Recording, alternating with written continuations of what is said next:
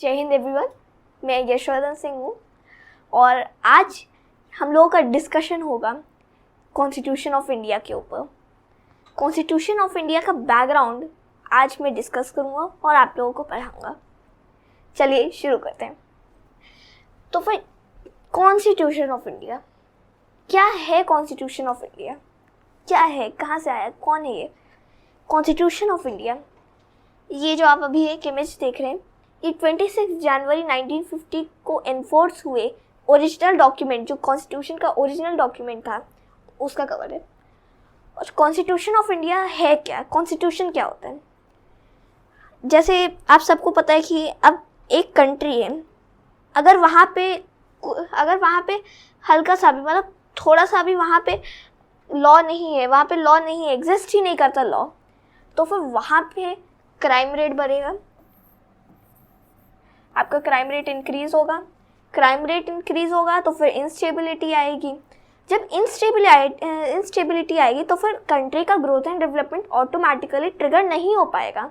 अब जब ट्रिगर नहीं हो पाएगा तो फिर अब इसमें ये इशू आता है कि अगर हम लोग को ये सब प्रिवेंट करना है, इंस्टेबिलिटी प्रिवेंट करनी है और बाकी सब चीज़ें प्रिवेंट करनी है, तो हम लोग कैसे करें? उसका सॉल्यूशन है ये कॉन्स्टिट्यूशन ऑफ इंडिया। हमारा कॉन्स्टिट्यूशन हमें लॉज प्रोवाइड करता है। एक तरीके से ये हमारे जितने भी लॉज हैं उन सब का एक कंपाइलेशन है। सारे के सारे लॉज को एक तरीके से हम लोगों ने कंपाइल किया है एक बुक के रूप में, और ये बुक भी नहीं, एक लिविंग कॉन्स्टिट्यूशन है, हम लोगों का लिविंग कॉन्स्टिट्यूशन है। और ये कॉन्स्टिट्यूशन ऑफ इंडिया, मैंने आपको एक शॉर्ट सा इंट्रोडक्शन दे दिया कि कॉन्स्टिट्यूशन ऑफ हम लोगों का कॉन्स्टिट्यूशन क्यों इंपॉर्टेंट है। इंस्टेबिलिटी आएगी, ग्रोथ एंड डेवलपमेंट नहीं होगा।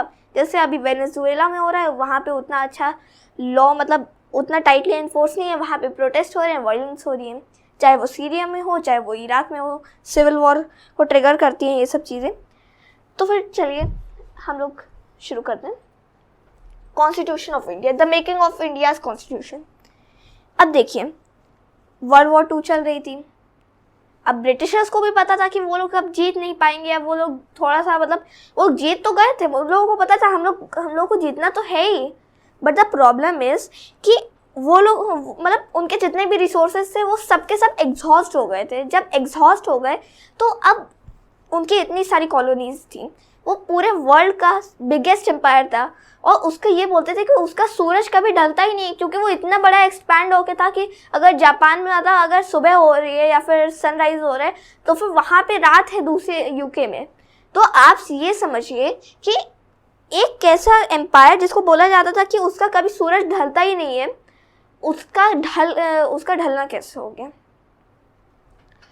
उसका ढलना वर्ल्ड वॉर 2, मतलब उसके सारे रिसोर्सेज, इतना बड़ा एम्पायर था, वर्ल्ड का सबसे बड़ा एम्पायर बन चुका था, पूरे हिस्ट्री में आज तक का सबसे बड़ा एम्पायर आज भी है। मतलब फिर उसके बाद आप ये देखिए कि जब उसके सारे के सारे रिसोर्सेज एग्जॉस्ट हो गए, अब वो अपनी कॉलोनीज को, वो अपना इक्विपमेंट, एम्यूनिशंस कैसे प्रोवाइड करे, वहाँ पे सिक्योरिटी कैसे रखे ब्रिटिशर्स की, जो उनके ऑफिसर्स हैं, तो और इसमें एम्यूनिशंस और फिर रिसोर्सेज कैसे प्रोवाइड किए जाए, तो फिर कई सारी चीज़ें उनके, मतलब एक तरीके से उनके पास कमी आ गई थी रिसोर्सेज की, तो फिर उनको ज़बरदस्ती छोड़ना पड़ा, उनकी मजबूरी थी। तो छोड़ने से पहले हम लोगों को छोड़ने से पहले उन्होंने हमें एक इंडिकेशन दे दिया कि हम आपको आज़ादी दे देंगे वर्ल्ड वॉर 2 के बाद, लेकिन उन्होंने स्पेसिफिक डेट नहीं बताई थी कि कब आज़ादी देंगे, उन्होंने इंडिकेशन कर दी थी। उन्होंने बोला कि आप अपना कॉन्स्टिट्यूएंट असेंबली बना लो, आप, हो सकता है कि हम लोग आपको कभी भी आज़ाद कर दें, तो फिर आपके पास एक कॉन्स्टिट्यूशन रहे। तो फिर इन चीज़ों को रखने के लिए हम लोगों की कॉन्स्टिट्यूएंट असेंबली बनाई गई। कॉन्स्टिट्यूएंट असेंबली का फॉर्मेशन कब हुआ, फर्स्ट मीटिंग कब हुई? 9 दिसंबर ऑफ 1946। इंपॉर्टेंट डेट है, एग्जाम में पूछी जाती। तो फिर आपको इसमें ये पता होना चाहिए कि कॉन्स्टिट्यूएंट असेंबली की मीटिंग कब हुई। हम लोगों की कॉन्स्टिट्यूएंट असेंबली की मीटिंग हुई, आपको ये सब पता होना चाहिए। उसके बाद हमारा क्या हुआ, कॉन्स्टिट्यूएंट असेंबली में होता क्या था कि डिबेट्स एंड डिस्कशंस होते थे। एक तरीके से जो आज का हमारा जो एक तरीके से पुराने टाइम की 1946 से लेकर 1950 की जो कॉन्स्टिट्यूएंट असेंबली थी, वो 1951 में आगे चल के, मतलब फ्यूचर में इवॉल्व होते होते वो इंडिया की फर्स्ट पार्लियामेंट भी बनी, ये आपको पता होना चाहिए। उसके बाद इसमें सारी इंपॉर्टेंट डेट्स है। First meeting of the constituent assembly, ये आपको पता होना चाहिए। अब हम लोगों की कॉन्स्टिट्यूएंट असेंबली तो बना दी गई, अब इसका कोई प्रेसिडेंट भी तो होना चाहिए। मतलब ऑब्वियस सी बात है, अगर कोई कमेटी बनी है उसका कोई प्रेसिडेंट ही नहीं है, वो सब तो अपने अपने में चले जाएंगे, नहीं ये मेरा अच्छा है, नहीं ये मेरा अच्छा है, फिर वो एक तरीके से हो ही नहीं पाएगा। तो फिर प्रेसिडेंट होना चाहिए।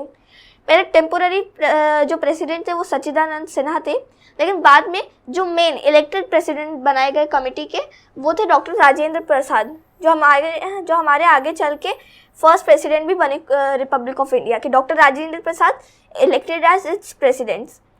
तो फिर ये हुआ था दिसंबर 11, 1946 को, ये भी आपको याद होना चाहिए। उसके बाद नेक्स्ट इंपॉर्टेंट डेट अगस्त 29, 1947। अगस्त 29, 1947 को क्या हुआ?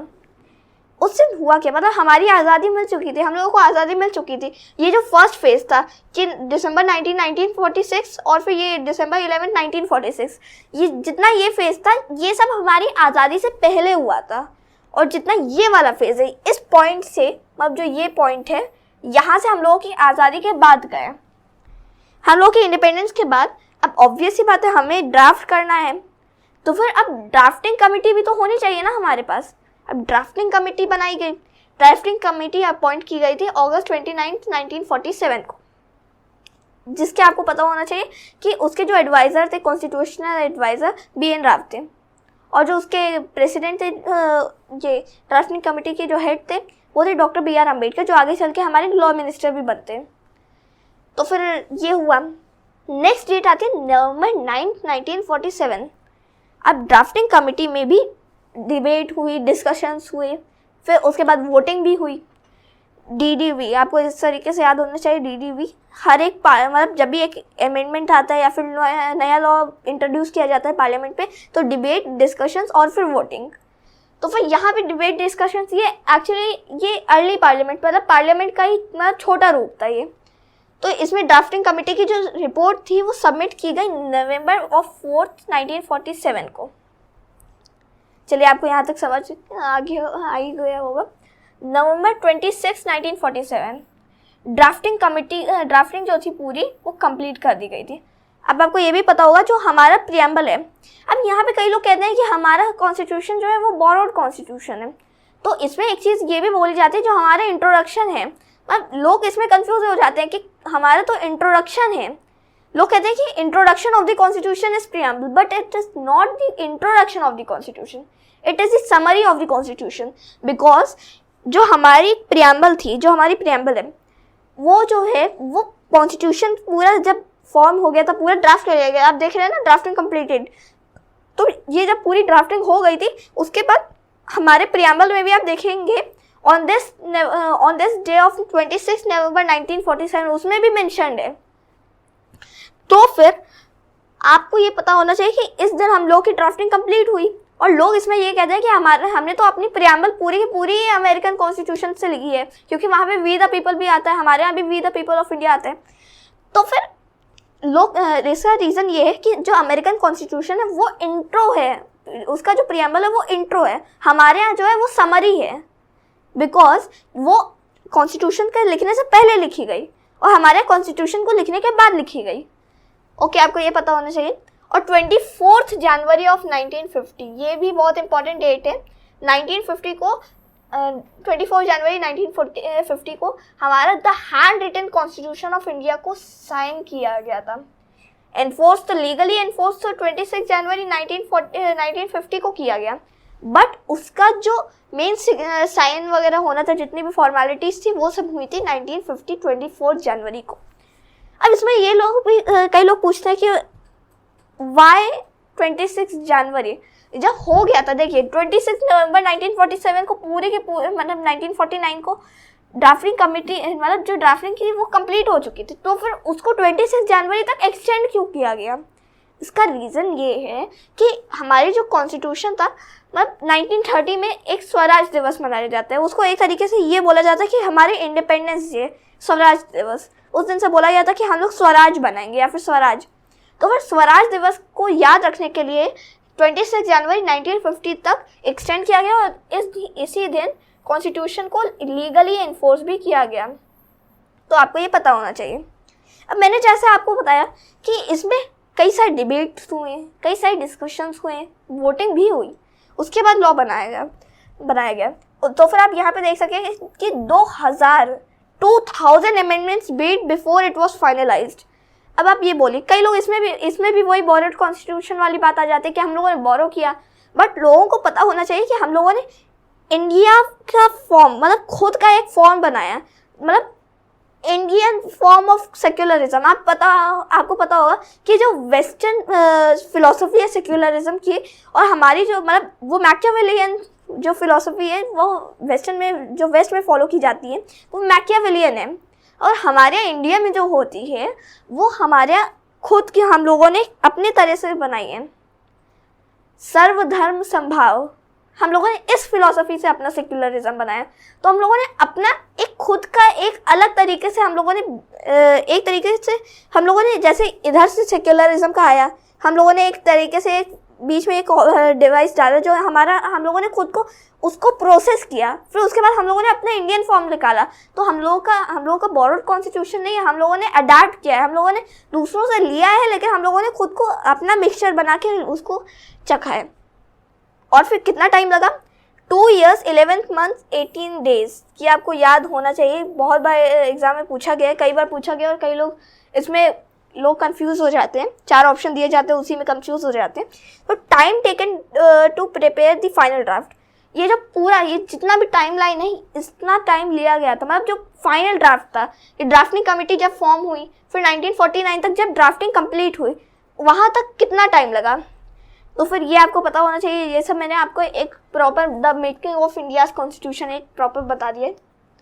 उसके बाद हम लोग नेक्स्ट स्लाइड पे चलते हैं। Making of the constitution. The Constituent Assembly from 1946 to 1949 completed the historic task of drafting the Constitution for independent India. अब मैंने आपको जैसा कि बताया कि 1946 को फर्स्ट मीटिंग हुई, फिर 1949 को लास्ट मीटिंग हुई, और फिर जितने भी फॉर्मेलिटीज़ थी, जितना भी सिग्नेचर होना था, वो सब हुआ। अब इसके बाद कितने सेक्शंस हुए कई बार पूछा जाता है, लेकिन उतना इंपॉर्टेंट नहीं है, लेकिन तभी आपको एक जनरली आपको पता होना चाहिए कितना टाइम लगा, मतलब कितने सेशंस लगे। 11 सेशंस। मैंने आपको बताया ना कि मतलब उसमें अपने ढंग से उसको इवॉल्व किया गया। तो अब जब खुद को अपने मतलब एक तरीके से अपने ढंग से बनाने के लिए डिबेट्स हुए, डिस्कशंस हुए, तो फिर कितने सेशन हुए? 11 सेशन हुए। कितने दिनों का डिस्कशन हुआ? 165 डेज ऑफ ओनली डिस्कशन के लिए ही 165 डेज। और इसमें कई बार ये भी चीज़ पूछी जाती है कि कौन कौन से मेंबर्स थे, कितने मेंबर्स थे। तो कितने मेंबर्स थे? 299 मेंबर्स इन्वॉल्व। ओके, आपको यहाँ तक समझ आ ही गया होगा। और इसमें हम लोग के बाबा साहेब डॉक्टर BR अम्बेडकर जी की भी बात आ जाती है कि वो कौन थे, उन्होंने क्या काम किया और उनको क्या टाइटल दिया गया। Doctor BR Ambedkar the architect of the Indian constitution. मैंने आपको बताया ना कि वो ड्राफ्टिंग कमेटी जो थी, पूरा ड्राफ्ट जिसको काम किया गया था कि आप ड्राफ्ट करोगे, तो उसके जो हेड होंगे वो तो उनको आर्किटेक्ट ऑफ द कॉन्स्टिट्यूशन बोला गया। और ये आगे चल के हमारे लॉ मिनिस्टर भी बनते हैं, लेकिन बाद में इन्होंने रेसिग्नेशन दे दिया था, वो सब अलग बात है। तो फिर ये सब चीज़ें आपको पता होनी चाहिए। उसके बाद हम लोग नेक्स्ट चीज़ पे चलते हैं। अब इसमें एक चीज़ आती है कि what is in it. Longest written constitution in the world, longest written hand written constitution है ये, लॉन्गेस्ट रिटन। एक तरीका एक होता है कि एक तो ओरल है और एक होता है रिटन। ओरल में ये होता है कि मतलब उसमें बस ओरली, जैसे हम लोग कहते हैं कि ओरली बस कह दिया। तो फिर इसमें बस कह दिया वाली चीज़ नहीं है, ये थोड़ा सा रिजिडिटी इसकी बढ़ जाती है, वो थोड़ा सा फ्लेक्सिबल रहता है, लेकिन ये थोड़ा सा रिजिड होता है। Next thing is that provides 6 fundamental rights to citizens. अब 6 फंडामेंटल राइट्स उस टाइम पे 7 थी, लेकिन फिर आर्टिकल 31 को हटा दिया गया, तो फिर राइट टू प्रॉपर्टी उसमें था, लेकिन बाद में उसको हटा दिया गया। तो फिर अब हो गई 6 फंडामेंटल राइट्स। अभी करंट में आपकी 6 फंडामेंटल राइट्स हैं, ये आपको पता होना चाहिए। फिर मैंने आपको जैसे अभी बताया कि has a preamble capturing it's spirit. पूरी समरी, एक तरीके से पूरी की पूरी समरी, जो पूरा बताना क्या चाहते, कहना क्या चाहते हो, वो वाली पूरी जो स्पिरिट है वो उस प्रीएम्बल में दी गई है। ये सब आई थिंक आपको समझ में आ गया होगा। Next point, salient features of the Indian constitution. अब salient features of the Indian constitution क्या है? इसमें आपकी ये चीज़ आ जाती है कि पहली चीज़, हमारा एक रिटन कॉन्स्टिट्यूशन है। रिटन कॉन्स्टिट्यूशन मैंने आपको अभी बताया कि जो रिटन होता है वो ज़्यादा रिजिड होता है और जो ओरल होता है वो ज़्यादा फ्लेक्सिबल होता है। नेक्स्ट है लॉन्गेस्ट और lengthiest constitution. Very important thing कि मैंने जैसे आपने हर जगह कई जगह पढ़ा भी होगा कि बहुत सबसे लंबा कॉन्स्टिट्यूशन है, लॉन्गेस्ट हैंड रिटन कॉन्स्टिट्यूशन है, ये आपको पता होना चाहिए, बहुत ही इंपॉर्टेंट थिंग है। लॉन्गेस्ट और lengthiest constitution in the world, पूरा वर्ल्ड में जितना भी कॉन्स्टिट्यूशन है उसमें से सबसे ज़्यादा लॉन्गेस्ट और लेंथीएस्ट है। ओके, नेक्स्ट है डेमोक्रेटिक फॉर्म ऑफ गवर्नमेंट। अब मुझे उतना एक्सप्लेन करने की ज़रूरत नहीं है डेमोक्रेटिक फॉर्म मतलब कहना क्या चाहते हो, तो फिर इसमें मेन थिंग ये ही है कि जो पब्लिक कंसेंट है या फिर पीपल्स कंसेंट है, लोग क्या कहना चाहते हैं, लोगों का कंसेंट है, उसको डेमोक्रेसी कहते हैं। कि जो जनता है वो किसकी गवर्नमेंट चाहती है, किसकी पॉलिसीज चाहती है। तो फिर डेमोक्रेटिक फॉर्म ऑफ गवर्नमेंट हम लोग का मतलब जैसे आपको पता होगा sovereign socialist secular democratic Republic. Okay, अब नेक्स्ट है सोवरेनिटी ऑफ पीपल। हम लोग जैसे मैंने आपको बताया कि sovereign socialist secular democratic Republic हमारे प्रियम्बल में हमारे भारत को बताया गया है। तो फिर इसमें सोवरेनिटी अब आ जाता है कि कोई दूसरी कंट्री हमारे लोगों को क्यों बता रही है कि हमें क्या करना है। Okay, next thing is parliamentary form of government. अब इसमें हम लोगों को आपको आइडिया मिल जाना चाहिए। हमारे पार्लियामेंट है। अब पार्लियामेंट हम लोग क्या करता है, पार्लियामेंट हम लोग क्या काम ये करता है कि जो लॉज हैं उनके ऊपर डिबेट्स, डिस्कशंस, फिर वोटिंग। जैसे मैंने आपको पहले वाली स्लाइड्स में बताया कि debate, discussions and then voting. पहले डिबेट हुई, फिर डिस्कशन हुआ, फिर वोटिंग हुई। उसके बाद पार्लियामेंट्री फॉर्म मतलब हमारे प्राइम मिनिस्टर होता है। जैसे कि आप यूएस में देखेंगे या फिर फ्रांस में देखेंगे या फिर रशिया में देखेंगे, वहाँ पे प्रेसिडेंशियल फॉर्म ऑफ गवर्नमेंट है। कई जगह आपको इस्लामिक गवर्नमेंट भी मिलेंगी जैसे पाकिस्तान में, या फिर मोस्ट कॉमनली आपको ये वहाँ पे मिलेंगी जो मेजॉरिटी जहाँ पे इस्लाम है, वहाँ पे मेजर रिलीजन इस्लाम, तो फिर वहाँ पे मिलेगी। और फिर नेक्स्ट आ जाते हैं हम लोगों का fundamental rights. Fundamental rights article 12 to article 35 बहुत इम्पॉर्टेंट थिंग है, क्योंकि आर्टिकल 12 में क्या लिखा है फिर मैं उस पर नहीं जाऊँगा, ये फंडामेंटल राइट्स का टॉपिक नहीं है। लेकिन जैसे मैंने आपको बताया अभी जस्ट अभी कि 6 फंडामेंटल राइट्स हैं। ओके, आपको ये क्लियर हो गया होगा। तो फिर अब हम लोगों का ये है कि हम लोगों के पास फंडामेंटल राइट्स हैं, हम लोगों के पास मौलिक अधिकार हैं। तो फिर अब इन मौलिक अधिकारों का यूज़ क्या है, ये हम लोग यूज़ करते हैं गवर्नमेंट के खिलाफ, ताकि स्टेट हम लोगों के ऊपर पूरी तरीके से ना आ जाए। तो एक तरीके से अगर हम लोगों को मतलब पूरी तरीके से स्टेट हम लोगों के ऊपर हावी ना हो जाए, उसको बचाने के लिए फंडामेंटल राइट्स लाए गए हैं। फिर फंडामेंटल ड्यूटीज़, ये सब हमारी ड्यूटीज़ हैं। मतलब ये मोस्ट कॉमनली आपको कम्युनिस्टिक जो स्टेट्स होती हैं वहाँ पे मिलेगी। उसके बाद next thing is directive principles. अब आपको पता होगा DPSP, directive principles of state policy. तो फिर directive principles of state policies वो होती हैं जो हमारे जो फोर फादर्स थे या फिर जो हमारे फादर्स ऑफ द कॉन्स्टिट्यूशन थे, उन्होंने ये बोला कि जो डायरेक्टिव प्रिंसिपल्स हैं, हम लोग जो आगे आने वाली गवर्नमेंट है उसको कैसे क्या करना चाहिए, मतलब एक तरीके से सजेशन के रूप में बोला गया। और इसमें ये है, मैंने आपको बताया ना कि मतलब हम लोग का रिटन है बट हमारे कई जगहों पे फ्लेक्सिबिलिटी भी है, mixture of rigidity and flexibility. ये बहुत ही यूनिक हम लोगों का फीचर है कि हम लोगों के जो कॉन्स्टिट्यूशन में है, ये बहुत ही यूनिक फीचर है, बहुत ही मतलब इम्पॉर्टेंट फीचर्स भी हैं। और हमारे यहाँ एक चीज़ आ जाती है कि सिंगल सिटीजनशिप। हम लोग जब जो हम लोग का 7th शेड्यूल है उसमें हम लोग के स्टेट लिस्ट और यूनियन लिस्ट और कंकरेंट लिस्ट के बारे में बताया गया है। तो यूनियन के पास कौन कौन से काम हैं, फिर स्टेट को कौन कौन सी चीज़ें करनी है, फिर कंकरेंट मतलब स्टेट और यूनियन दोनों को कौन कौन सी चीज़ें करनी है। तो फिर सिंगल सिटीजनशिप ये हम लोग का यूनिटरी फीचर है। यूनिटरी मतलब एक ही गवर्नमेंट है, जैसे आपको यूके में यूनिटरी फीचर मिलेगा, लेकिन वहाँ पे यूनिटरी है क्योंकि वहाँ पे इतने बड़ा देश भी नहीं है कि आप उसको इतने सारे पार्ट्स में डिवाइड करो। लेकिन आपको मतलब एक तो बिल्कुल फेडरल होता है और एक बिल्कुल यूनिटरी होता है। एक बार मैं आपको अच्छे से एक बार समझा दूँ, फिर ज़्यादा सही से आपको समझ में आएगा। ओके, मैं आपको नीचे समझा देता हूँ। जैसे एक होता है यूनिटरी और एक होता है फेडरल। अब यूनिटरी का फीचर क्या है? यूनिटरी का फीचर है यूके और फेडरल का एग्जांपल है यूएस।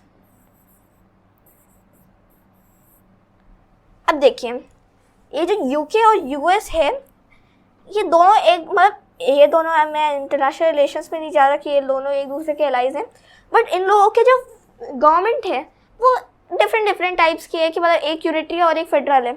यहाँ पे स्टेट्स को ज़्यादा ऑटोनॉमी दी जाती है और यहाँ पे बिल्कुल कुछ भी नहीं, कोई रिस्पेक्ट नहीं है, यूनिटरी है, कोई स्टेट ही नहीं है।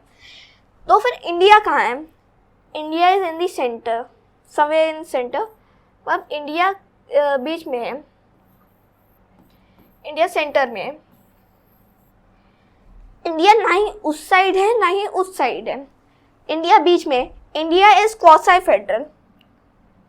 इसमें आपको ये मतलब ये आपको ये इस बार के जो मतलब यूपी पीसीएस हुआ था उसमें भी ये पूछा गया था कि यूनिटरी और फेडरल से रिलेटेड पूछा गया था, तो फिर आपको इसका ध्यान होना चाहिए। तो फिर इसमें आपको ये अब पता होना चाहिए, अब आपको समझ में आ जाना चाहिए कि सिंगल सिटीजनशिप हम लोगों का क्या है। हम लोगों का है क्वासी फेडरल, हम लोग बीच में हैं, हम लोगों के पास यूनिटरी फीचर्स भी हैं, हम लोगों के पास फेडरल फीचर्स भी हैं, ये आपको पता होना चाहिए। उसके बाद नेक्स्ट हम लोगों का पॉइंट क्या है? नेक्स्ट हम लोगों का पॉइंट है प्रिवेंटिव डिटेंशन।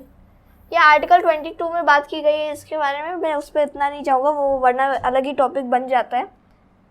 उसके बाद हम लोगों का नेक्स्ट टॉपिक ये है कि अ सेक्युलर स्टेट, हम लोग को सेक्युलरिज्म, मैंने आपको बताया कि जैसे इंडियन फॉर्म ऑफ सेक्युलरिज्म हम लोगों ने बोरो नहीं किया, हम लोगों ने अपना फॉर्म बनाया। तो फिर ये एक तरीके से हमारा ही फॉर्म है, हम लोग एक सेक्युलर स्टेट है। मतलब मैं एक एग्जांपल लेता हूँ, एक रिलीजन है which is A, religion A, and the next one is religion B. अब जैसे मैंने आपको एक चीज़ बताई थी कि यहाँ पे मैंने समवेयर मैंने एक बात बताई कि पार्लियामेंट्री फॉर्म ऑफ गवर्नमेंट, कई सारी मैंने आपको बताया कि कई सारी गवर्नमेंट्स जो होती हैं वो होती हैं इस्लामिक, जैसे जहाँ पे मतलब इस्लाम ज़्यादा मतलब जहाँ पे मेजॉरिटी में इस्लाम होता है, तो फिर वहाँ पे इस्लामिक फॉर्म ऑफ गवर्नमेंट होती है। हमारा सेकुलर है, हम लोग ना ही इसका सपोर्ट करेंगे, हम लोग ना ही इसका सपोर्ट करेंगे, we will choose our another वे।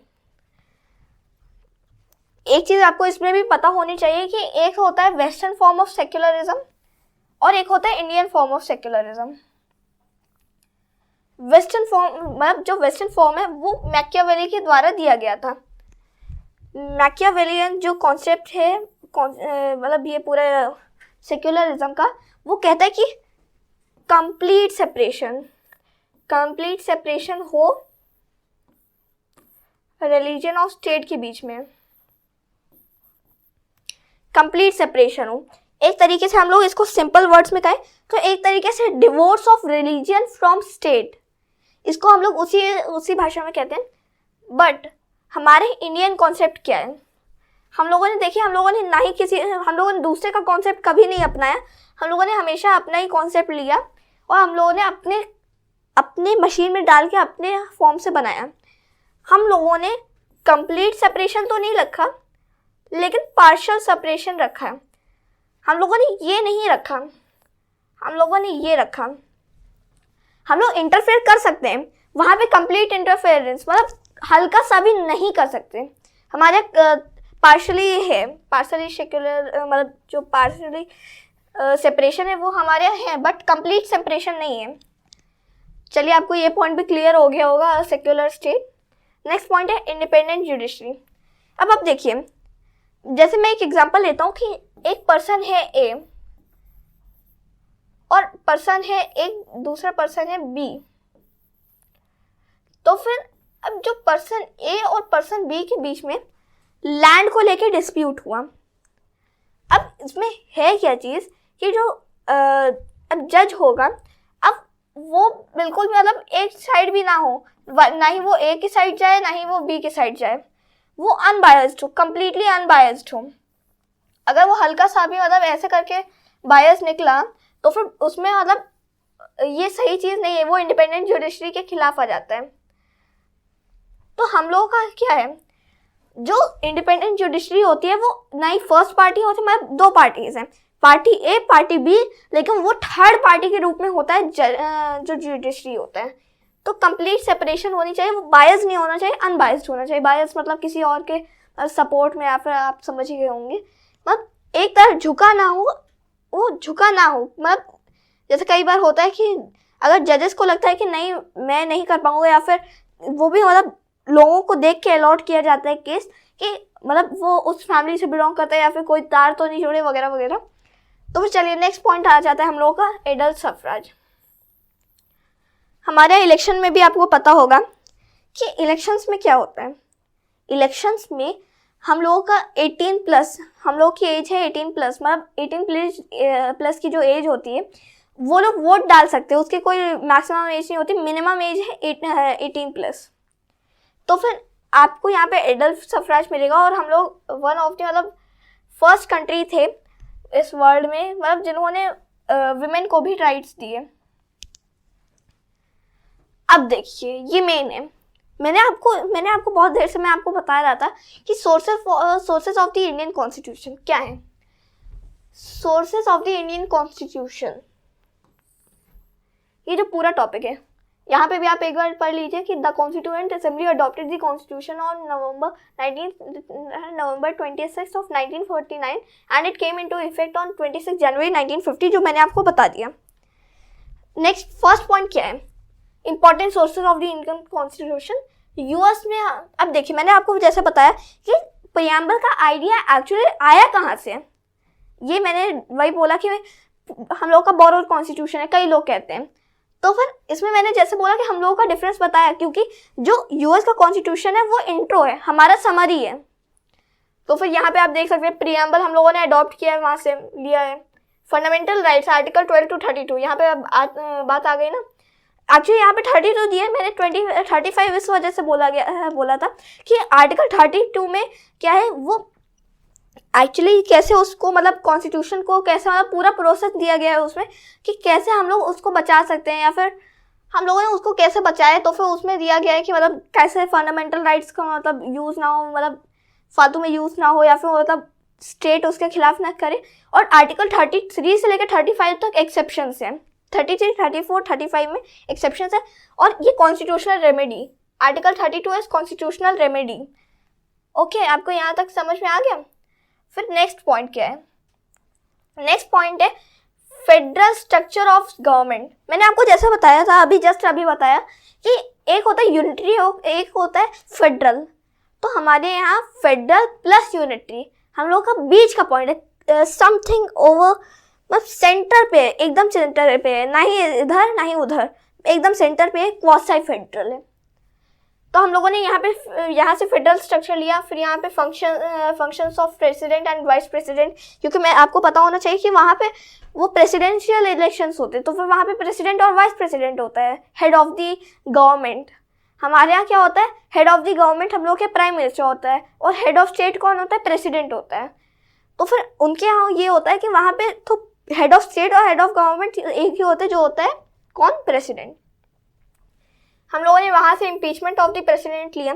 अब आपको ये पता होना चाहिए कि अगर हम लोग एग्जैक्टली अगर जैसे एग्जाम में आता है कि इम्पीचमेंट ऑफ द प्रेसिडेंट, अगर यहाँ पे इम्पीचमेंट लिख दिया ऑफ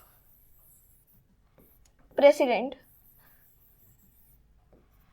तो फिर अगर एग्जाम्स में आए कि एग्जैक्ट अगर आपको यहाँ पे ऐसे करके मतलब ये वाले जो हों, अगर ये वाले जो हों तो फिर आप समझ जाइए कि एग्जैक्ट पूछा है। आपको एग्जैक्ट पूछा है, कोई ना उधर ना इधर, एग्जैक्ट पूछा है, अगर वो विदाउट देम अगर ये हटा दें और यहाँ पे अगर हो हट जाए कि मतलब इम्पीचमेंट किसका किसका होता है, बस इम्पीचमेंट लिखा जाए कि किसका किसका होता है, लूजली बोला जाए तो फिर अगर टाइटली पूछा जाए तो फिर वो प्रेसिडेंट है, लेकिन अगर लूजली पूछा जाए तो फिर प्रेसिडेंट प्लस जजेस का होता है। ये आपको पता होना चाहिए, ये आपको आइडिया होना चाहिए, इस वजह से मैंने आपको बताया, क्योंकि ये एक बार एग्जाम में पूछा भी जा चुका है, प्रीलिम्स में पूछा भी जा चुका है। एक मिनट, ये कई बार एग्जाम में पूछा जा चुका है, इस वजह से मैंने सोचा कि आपको बता दूं कि अगर इस तरीके से आए तो फिर आपको क्या करना है। ओके, अब नेक्स्ट पॉइंट पे चलते हैं। अब नेक्स्ट पॉइंट क्या है हम लोग का, जुडिशियल रिव्यू। जो हम लोगों का मतलब जो चीफ जस्टिस से चीफ जस्टिस मार्शल, जो वहाँ पे यहाँ पे जो यूएस के जो पहले चीफ जस्टिस थे, मतलब थोड़े टाइम पहले रहे हैं, मतलब 100-200 साल हो गए, तो फिर मार्बरी केस जो हुआ था, मार्बरी केस में उन्होंने बोला था कि जुडिशियल रिव्यू की वहाँ से हम लोगों ने बात निकली।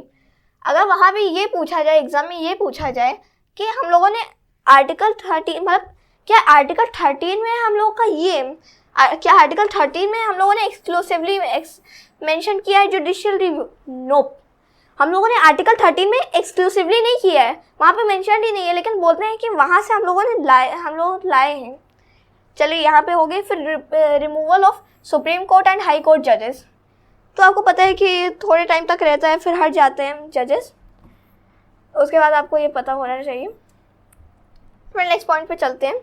नेक्स्ट पॉइंट है United kingdom, parliamentary form of government, Westminster form of government. Westminster actually जो यूके का पार्लियामेंट है वो जिस जगह पे बेस्ड है, तो फिर मतलब वो उसका नाम है वेस्टमिंस्टर, तो फिर वेस्टमिंस्टर जगह से निकला वेस्टमिंस्टर फॉर्म ऑफ पार्लियामेंट। तो फिर इसके बाद यहाँ से ये पार्लियामेंट्री फॉर्म ऑफ गवर्नमेंट निकला। फिर सिंगल सिटीजनशिप, मैंने आपको बताया ना यूनिटरी फीचर है state union of A concurrent list का। चलिए फिर ये सिंगल सिटीजनशिप ये एक यूनिटरी फीचर हो गया हमारे जो इंडिया में है। उसके बाद नेक्स्ट फीचर आ जाता है हम लोगों का कनाडा, मतलब नेक्स्ट कंट्री आ जाती है कनाडा। कनाडा से, और कनाडा ही बेस्ट एग्जांपल है क्वासी फेडरल का। क्वासी फेडरल अगर पूछा जाए कि क्वासी फेडरल का एग्जांपल दो, यूनिटरी का अगर पूछा तो फिर यूके का दो, अगर फेडरल का पूछा तो फिर यूएस का दीजिए, अगर यहाँ पे पूछा कि क्वासी फेडरल का तो एग्जैक्टली आपको सेम वर्ड्स पे कनाडा लिखना है। ओके, आपको ये समझ में आ गया होगा, आई होप आप समझ आइए। और एग्जाम में कैसे भी पूछ लिया जा सकता है, तो आपको ये ध्यान रखना चाहिए। उसके बाद distribution of powers between the central government and the state governments. Just अभी मैंने आपको बताया, मतलब थोड़ी देर पहले ही बताया था और अभी भी बताया कि शेड्यूल 7 शेड्यूल में हम लोगों का मेंशन है स्टेट के subjects, union subjects, state subjects और कंकरेंट सब्जेक्ट्स। तो जो यहाँ पे मैंने जस्ट यहाँ पे वही चीज़ लिखी है, distribution of powers between the central government and the state government. Okay, यहाँ पे भी सब समझ आ गया। नेक्स्ट है residual powers written by the central government. Actually residual powers वो होती है कि जो इम्पोर्टेंट पावर्स होती है वो सेंट्रल गवर्नमेंट को ही दी जाती है, क्योंकि हमारे यहाँ उतना भाव नहीं दिया जाता स्टेट गवर्नमेंट को जैसे यूएस में दिया जाता है, क्योंकि हम लोग क्वासी फेडरल है, हम लोग के पास यूनिटरी फीचर्स भी है, फेडरल भी है। यूएसए में फेडरल है और यूके में केवल यूनिटरी है, हमारे यहाँ दोनों हैं। तो फिर यहाँ पे ये चीज़ आ जाती है कि residual powers written by the central government. Okay, अब ये भी समझ आ गया। अब आयरलैंड से directive principles of the state policy, मैंने आपको बता दिया, मैं फिर से रिपीट नहीं करूँगा। हमारे फोर फादर्स ने ये कहा, four fathers of the constitution, कि अब क्या चीज़ें होनी चाहिए, डायरेक्टिव प्रिंसिपल्स, कि मतलब आपको ये फ्यूचर में लॉस बनाने हैं हमारे पार्लियामेंट को, उस पर। फिर पॉलिसी, अच्छा ये तो वही चीज़ है, directive principles of state policy DPSPs। Part 1 में हम लोगों का क्या है, यूनियन एंड इट्स टेरिटरीज। उसके बाद पार्ट 2 में सिटीजनशिप, पार्ट 3 में है फंडामेंटल राइट्स, पार्ट 4 में है क्या, directive principles. Nomination of members of Rajya Sabha, आपको जैसे पता होगा हमारे जो सचिन तेंदुलकर साहब हैं, तो फिर उनका भी मतलब वो भी नॉमिनेटेड है राज्यसभा में। फिर इलेक्शन ऑफ द प्रेसिडेंट वगैरह हम लोगों ने यहीं से लिया। फिर फ्रांस का Republic and the ideals of liberty equality and fraternity in the preamble, हम लोगों ने अब लिबर्टी और इक्वालिटी और फ्रेटर्निटी की हम लोगों ने ये सब चीज़ें कहाँ से ली, हम लोगों ने फ्रांस से ली। नेक्स्ट थिंग है फ्रेंच रेवोल्यूशन से ली थी हम लोगों ने। गवर्नमेंट ऑफ इंडिया एक्ट 1935 में federal scheme, provincial autonomy and public service commissions, office of governor, judiciary, administrative decision, सब में उसमें डिप में जाऊंगा, लंबा लेक्चर हो रहा है। Procedure for amendment of the constitution हम लोगों ने साउथ अफ्रीका से लिए हैं, आपको ये हमेशा समझ में आ जाना चाहिए। और election of the Rajya Sabha members, मतलब उसमें डायरेक्ट इलेक्शन नहीं होता लेकिन इनडायरेक्ट इलेक्शन वहाँ पे होता है। चलिए ये भी समझ में आ गया। सोवियत यूनियन यूएसएसआर से क्या लिया, fundamental duties, idea of social economic and political justice, ये मतलब हम लोगों के प्रीएम्बल में भी मेंशन्ड है, तो फिर हम लोगों ने वहाँ से लिया है। मैंने आपको बताया ना अभी कि मतलब फंडामेंटल ड्यूटीज़ मेनली आपको मिलेंगी यहाँ कम्युनिस्टिक स्टेट्स में। ऑस्ट्रेलिया से हम लोगों ने क्या लिया, freedom of trade and commerce with in the country and between the states, हम लोगों ने वहाँ से लिया। कंकरेंट लिस्ट, मतलब स्टेट के पास भी है और सेंटर के पास भी है, तो फिर दोनों में कॉमन है, तो फिर वो कंकरेंट लिस्ट में आ जाता है। लैंग्वेज ऑफ द प्रीएम्बल वो हम लोगों ने ऑस्ट्रेलिया से लिया। ओके, अब आपको ये भी समझ आ गया। अब लास्ट पॉइंट हम लोग के इस लेक्चर का, प्रोसीजर एस्टैब्लिश्ड बाय लॉ। आपको आर्टिकल 21 में पता होना चाहिए कि procedure established by law, no person shall be deprived of his life or personal liberty except according to the procedure established by law। बस आपको ये समझ आ गया होगा, ये जापान से लिया था हम लोगों ने। नेक्स्ट पॉइंट, अब हम लोग का यही लेक्चर होता है, तो अच्छा लगा हो तो फिर बताइएगा, कमेंट करिएगा। चलिए आज के लिए इतना ही। जय हिंद, जय भारत।